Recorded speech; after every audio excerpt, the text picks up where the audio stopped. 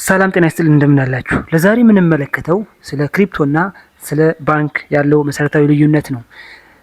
በየቀኑ እንሰራለን፣ ብር እናገኛለን፣ ከዚያም ባንክ ውስጥ እናስቀምጠዋለን። ባንኩ ገንዘባችን በደህና ይጠብቅልናል ብለን እናምናለን። ነገር ግን ሙሉ በሙሉ አዲስ የሆነ ዲጂታል የገንዘብ ዓለምም ሌላ ዓለም መጥቷል።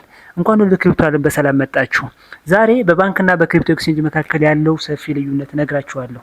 እስከ መጨረሻ ድረስ እኔ ጋር ሁኑ። ላይክ፣ ሼር፣ ሰብስክራይብ ማድረግ እንዳይረሳ። ለምሳሌ በቀላሉ ለማብራራት ትራዲሽናል ባንክ ምንድን ነው ብለን ስናስብ ባንክ የሚለው ቃል ለማወቅ ትራዲሽናል ባንክ ማለት ለጓደኛችሁ 1000 ብር መላክ ፈለጋችሁ በቀጥታ ለእጁ ላይ ወስዳችሁ አሰጡትም። ይልቁንም ለባንኩ ሂዳችሁ ትነግሩታላችሁ። ባንኩ ደግሞ ከእናንተ ሂሳብ ቀንሶ ለጓደኛችሁ ሂሳብ ላይ ይጨምራል ማለት ነው። ጥቅሙ ምንድነው? ደህንነት አለው።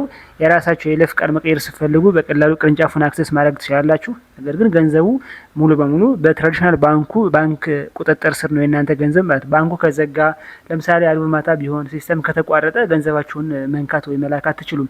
ወይ ደግሞ ከውጭ ሀገር ገንዘብ መላክ ብትፈልጉ ቀናት ሊወስድ ይችላል። ብዙ ክፍያ ሊጠይቅ ይችላል። የትራዲሽናል ባንኪንግ ሲስተሙ ይህ ነው። ይሄ ነው ማለት ነው። በቀላሉ የአክሰሲቢሊቲ ችግር አለ። 24/7 አይሰራም፣ ወይ ደግሞ 24 ሰዓት በ7 ቀን ሙሉ አይሰራም። ቅዳሜና እሁድ ይዘጋል። ከውጭ ሀገር መላክ ስትፈልጉ ክፍያዎቹ በጣም የተጋነኑ ይሆናሉ። ወይ ደግሞ እንደ ክሪፕቶ በሰከንድ አይልክም። ይልቁኑ 2 ቀን 3 ቀን ምናምን ይፈጃል ማለት ነው። የባንክ የትራዲሽናል ሲስተም ባንኩ። ስለ ትራዲሽናል ባንክ ሲስተም ሁላችሁም ታውቁታላችሁ። ገንዘብ መቆጠቢያ፣ ገንዘብ ማበደሪያ ወይ ደግሞ እንደዚህ አይነት ከገንዘብ ጋር ፋይናንሻል ምክር የሚሰጥ የባንክ ሲስተም ነው። በእኛ ሀገር በጣም ብዙ ባንኮች አሉ፣ 30-40 የሚሆኑ ባንኮች። ውጭ ሀገርም ብዙ ባንኮች አሉ። የትራዲሽናል ባንኩ ብዙ ላወራበት አልፈልግም፣ ምክንያቱም ባንክ ምንድን ነው ታውቁታላችሁ ማለት ነው። አሁን ወደ ዋናው ጉዳይ ስገባ የክሪፕቶ ኤክስቼንጅ ምንድን ነው ወይ ደግሞ ዋትስ ክሪፕቶ ኤክስቼንጅ የሚለው ነው እንዳይምፈልገው። ክሪፕቶ ማለት በኢንተርኔት ላይ ብቻ የሚገኝ የዲጂታል ገንዘብ፣ ለምሳሌ እንደ ቢትኮይን፣ እንደ ኢቴሪየም፣ ዶጂ ኮይን፣ ሌሎች ክሪፕቶ አይነቶች ሊሆኑ ይችላሉ። ይህ በኢንተርኔት ላይ የሚገኝ ኮይን ሲሆን ይህ ኮይን ደግሞ ኤክስፔክት የሚጠበቀው በማን ነው? ብሎክቼን በተባለ ሲስተም አማካኝነት ነው። ይህ እነዚህ ክሪፕቶዎች ወይ ደግሞ እነዚህ ገንዘቦች ልክ እንደ ባንክ ወይ እንደ ቋት ነው የሚያገለግል ደግሞ ኤክስቼንጅ ብለን እናስበዋለን። ኤክስቼንጅ ማለት የዲጂታል ገንዘብ የገበያ ቦታ ወይ ደግሞ የዲጂታል ደላላ ወይም ብሮከር ነው። ልክ እንደ ባይናንስ እንደ ኮይንቤዝ ያሉ ኤክስቼንጆች አሉ። ነገር ግን ልብ ማለት ያለብን ክሪፕቶ የሚቀመጠው ኤክስቼንጅ ላይ ብቻ አይደለም። ኤክስቼንጅ አንዱ ማስቀመጫ መንገድ ነው። ሌላ ደግሞ ዲሴንትራላይዝ ኤክስቼንጅ የሚባል ደግሞ አለ፣ ወይ ደግሞ ዲኤክስ የምንለው ዋሌቶች አሉ። ሴንትራላይዝ ኤክስቼንጅ የምንለው አለ። ሴንትራላይዝ ኤክስቼንጅ ከባንክ ጋር ተመሳሳይ ነው። ከባንክ ጋር ስለሚመሳሰል ነው ባንክን እና ይሄን ላወዳድር የፈለኩት ማለት ነው። ስለዚህ ዲጂታል ኤክስቼንጅ ማለት ይሄ እንደሆነ አይተናል። የመደበኛ ሀገር ገንዘባችሁ ለምሳሌ ዶላር ወይ ብር ወደ ክሪፕቶ መቀየር ትችላላችሁ። እዚህ ኤክስቼንጅ ላይ ማለት ነው። ጥቅሞቹ የተለያዩ የክሪፕቶ አይነቶች እርስ በርሳቸው መሸጥና መለወጥ ይቻላል። እዚህ ኤክስቼንጅ ላይ ዋናው ልዩነቱ በባንክና በኤክስቼንጅ መካከል ያለው ማለት ነው። ልዩነቱ ምንድነው? እዚህ ጋር መካከለኛ ባንክ የለም። ክሪፕቶ ኤክስቼንጅ ላይ እንደ ፊዚካል ባንኩ ዋናው የሚለየው ምንድነው? ቅዳሜና እሁድ አይዘጋም። በራሳችን ቁጥጥር ስር ነው ሁሉ ነገር የሚሆነው። 24/7 መስራት እንችላለን። ከውጭ ሀገር ገንዘብ በሰከንድ መላክ እንችላለን። ብዙ ገንዘብ አይጠይቀንም። ሁሉ ጊዜ ክፍት ነው። እነዚህ ዋና ዋና የኤክስቼንጅ ከባንክ የሚለየው ነው ማለት ነው። ስለዚህ እንደ ጠቅላላ ስንመለከተው ባንኮች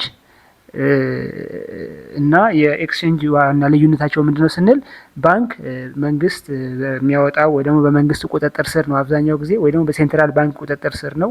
ይህ ማለትም በፈለግነው ሰዓት የኛን መብት የኛን ነጻነት ይገድባል ማለት ነው። የክሪፕቶ ኤክስቼንጅ ግን የተወሰነ ቁጥጥርም ቢኖረው ዋሌታችን ወይ ደግሞ የኛን ሴኩሪቲ የኛን ደህንነት ብቻ ነው የሚጠብቀው እንጂ መሸጥ ስንፈልግ፣ መግዛት ስንፈልግ፣ መላክ ስንፈልግ ሌሊት ነው 10 ሰዓት ነው ዋሬቨር ዘ ታይም በፈለግነው ሰዓት መግዛት መሸጥ የምንችልበት። ከውጭ ሀገር በቀላሉ ገንዘብ መላክ ብንፈልግ አሜሪካ ሆነ ወደዚህ ለመላክ 1 ሰከንድ ነው የሚፈጀው። ነገር ግን በባንክ ከሆነ ግን 3 ቀን 4 ቀን ሊፈጅ ይችላል። ኢቭን በትልልቅ የቶሎ ባንክ የሚልኩ ሰዎች ለምሳሌ እንደ ትራንስፋስት ወይም እንደዚህ የገንዘብ መላኪያ ሲስተሞች እነሱ ራሱ 2 ቀን 3 ቀን ፈጅቶ ነው የሚሄደው ማለት ነው። ባጭሩ ባንክ ማለት ያው ታማኝ እና የባህላዊ ገንዘብ ማከማቻ መንገድ ነው። ክሪፕቶ ኤክስቼንጅ ደግሞ የፊውቸር ወይ ደግሞ የወደፊት ዲጂታል ገንዘብ ማስቀመጫ መንገድ ነው። ሁለቱም የራሳቸው የሆነ ጥቅምና ጉዳት አላቸው። ዋናው ነገር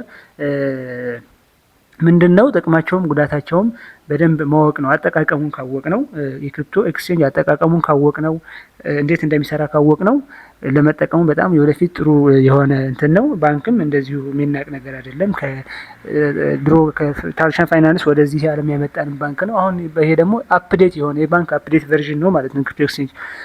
ለዛሬ ያለኝ ሀሳብ አስተያየት ይሄ ነው። ሀሳቡ አስተያየቱ ከተመቻችሁ ላይክ፣ ሼር፣ ኮሜንት ማድረግ እንዳይረሳ። አመሰግናለሁ።